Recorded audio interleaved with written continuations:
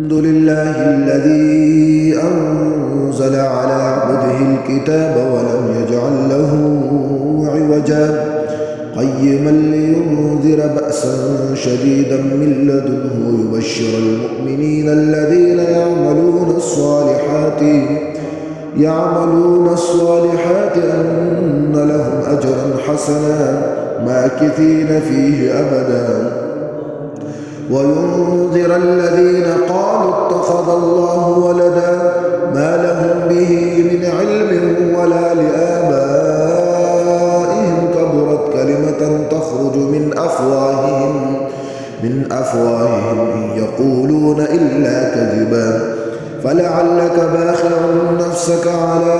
آثارهم إن لم يؤمنوا بهذا الحديث أسفا إنا جعلنا ما على الأرض زينة لها لنبلوهم أيهم أحسن عملا وإنا لجاعلون ما عليها صعيدا جرزا أم حسبت أن أصحاب الكهف والرقيم كانوا من آياتنا عجبا إذ أوى الفتية إلى الكهف فقالوا ربنا آتنا من لدنك رحمة وهيئ لنا من أمرنا رشدا فضربنا على آذانهم في الكهف سنين عددا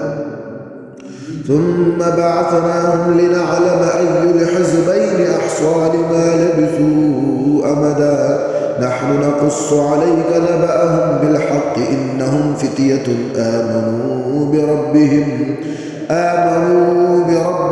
وزدناهم هدى وربطنا على قلوبهم إذ قاموا فقالوا ربنا رب السماوات والأرض لن ندعو من دونه إلها لقد قلنا إذا شططا هؤلاء قوم اتخذوا من دونه آلهة لولا يأتون عليهم بسلطان بين فمن أظلم ممن افترى على الله كذبا وإذ اعتزلتموهم وما يعبدون إلا الله فأووا إلى الكهف ينشر لكم ربكم من رحمته ويهيئ لكم من أمركم مرفقا وترى الشمس إذا طلعت تزاور عن كهفهم ذات اليمين وإذا غربت تقرضهم ذات الشمال وهم في فجوة منه ذلك من آيات الله من يهد الله فهو المهتد ومن يضلل فلن تجد له وليا مرشدا وتحسبهم أيقاظا وهم رقود ونقلبهم ذات اليمين وذات الشمال وكلبهم باسط ذراعيه بالوصيد لو اطلعت عليهم لوليت منهم فرارا ولملئت منهم رعبا وكذلك بعثناهم ليتساءلوا بينهم قال قائل منهم كم لبثتم قالوا لبثنا يوما أو بعض يوم قالوا ربكم أعلم بما لبثتم فابعثوا أحدكم بورقكم هذه إلى المدينة فلينظر أيها أزكى طعاما فليأتكم برزق منه وليتلطف ولا يشعرن بكم أحدا إنهم إن يظهروا عليكم يرجموكم أو يعيدوكم في ملتهم ولن تفلحوا إذا أبدا وكذلك أعثرنا عليهم ليعلموا أن وعد الله حق وأن الساعة لا ريب فيها إذ يتنازعون بينهم أمرهم فقالوا بنوا عليهم بنيانا ربهم أعلم بهم قال الذين غلبوا على أمرهم لنتخذن عليهم مسجدا سيقولون ثلاثة رابعهم كلبهم ويقولون خمسة سادسهم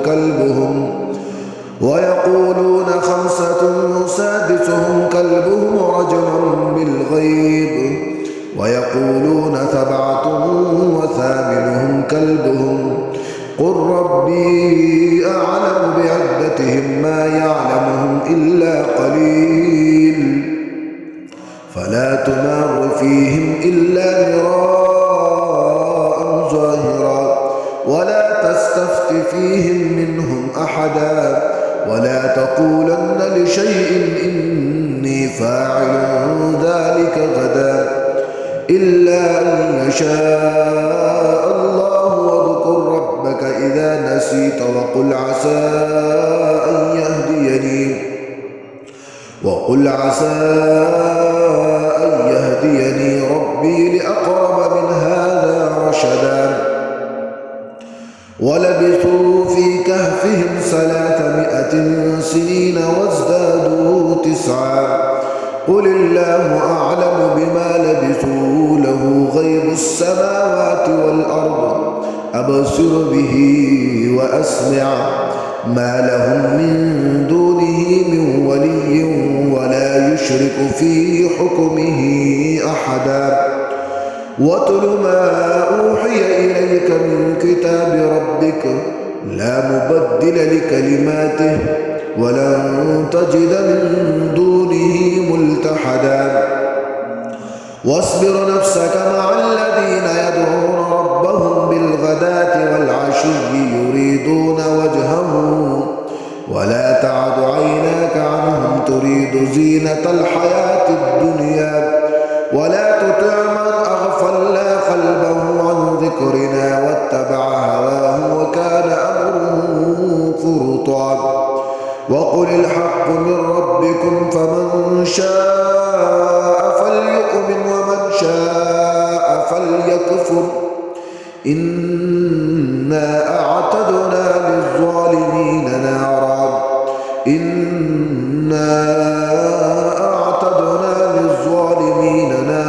أحاط بهم سرادقها وإن يستغيثوا يغاثوا بماء كالمهل يشوي الوجوه بئس الشراب وساءت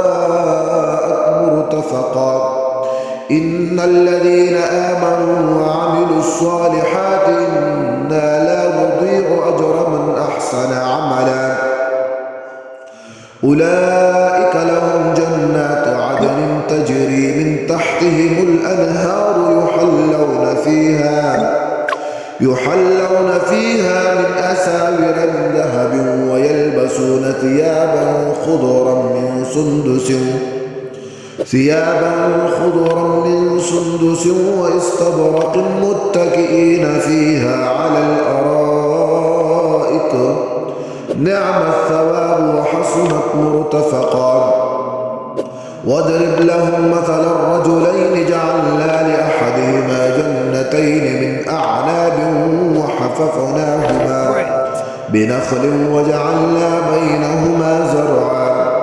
كلتا الجنتين آتت أكلها ولم تظلم منه شيئا وفجرنا خلالهما نهرا وكان له ثمر فقال لصاحبه وهو يحاوره أنا أكثر منك مالا وأعز نفرا ودخل جنته وهو ظالم لنفسه قال ما أظن أن تبيد هذه أبدا وما أظن الساعة قائمة ولئن رددت إلى ربي لأجدن خيرا منها منقلبا قال له صاحبه وهو يحاوره أكفرت بالذي خلقك من تراب ثم من نطفة ثم سواك رجلا لكن هو الله ربي ولا أشرك بربي أحدا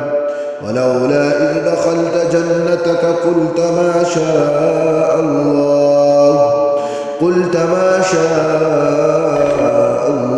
لا قوة إلا بالله إن ترني أنا أقل منك مالا وولدا فعسى ربي أن يؤتيني خيرا من جنتك ويرسل عليها حسبانا من السماء فتصبح صعيدا زلقا أو يصبح ماؤها غورا فلن تستطيع له طلبا وأحيط بثمره فأصبح يقلب كفيه على ما أنفق فيها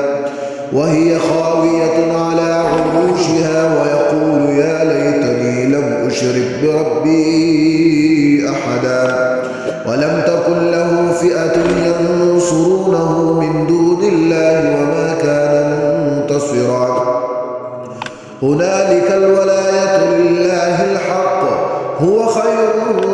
ثوابا وخير عقبا واضرب لهم مثل الحياة الدنيا كماء أنزلناه من السماء فاختلط به نبات الأرض فأصبح هشيما تذروه الرياح وكان الله على كل شيء مقتدرا المال والبنون زينة الحياة الدنيا والباقيات الصالحات خير عند ربك ثوابا وخير أملا ويوم نسير الجبال وترى الأرض بارزة وحشرناهم فلم نغادر منهم أحدا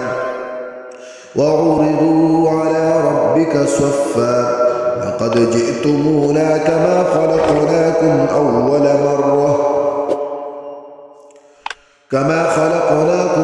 مرة بل زعمتم أن لن نجعل لكم موعدا ووضع الكتاب فترى المجرمين مشفقين مما فيه ويقولون يا ويلتنا ما لهذا الكتاب لا يغادر صغيرة ولا كبيرة إلا أحصاها ووجدوا ما عملوا حاضرا ولا يظلم ربك أحدا وإذ قلنا للملائكة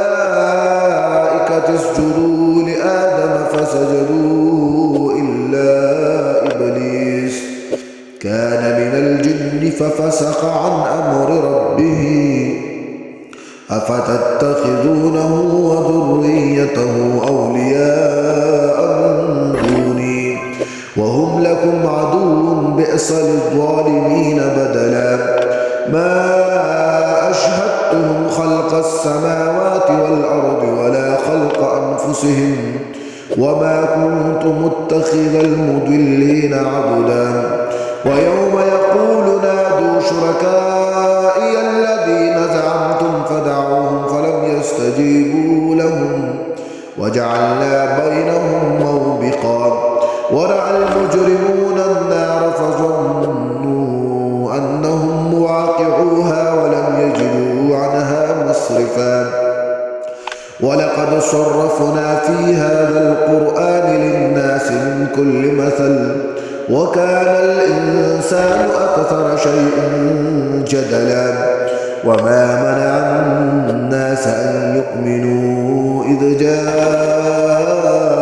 الهدى ويستغفروا ربهم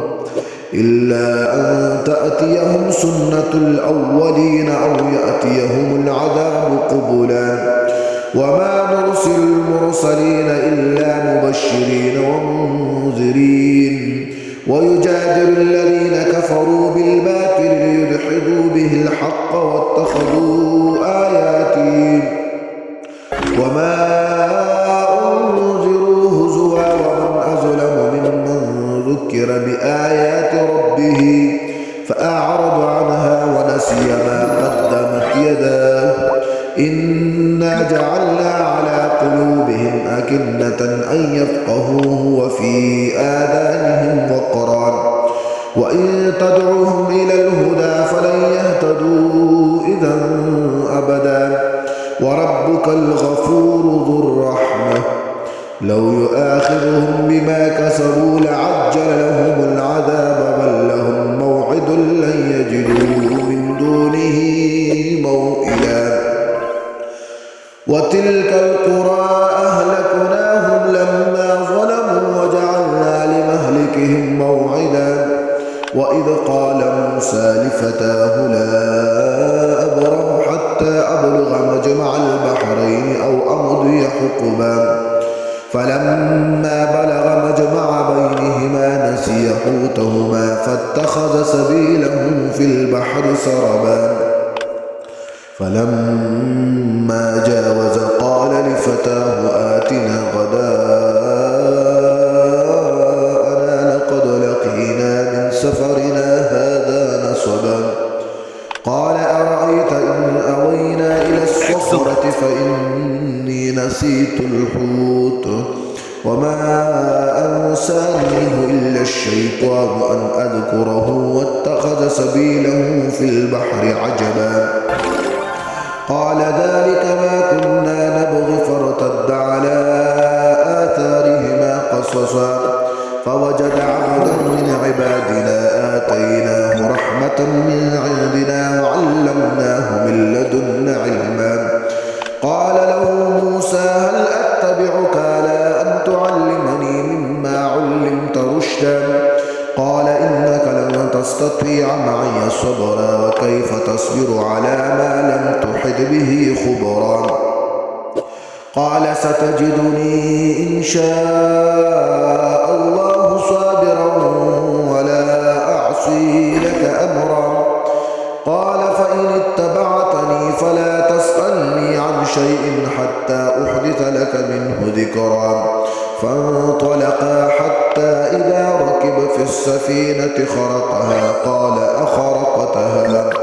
لتغرق أهلها لقد جئت شيئا إمرا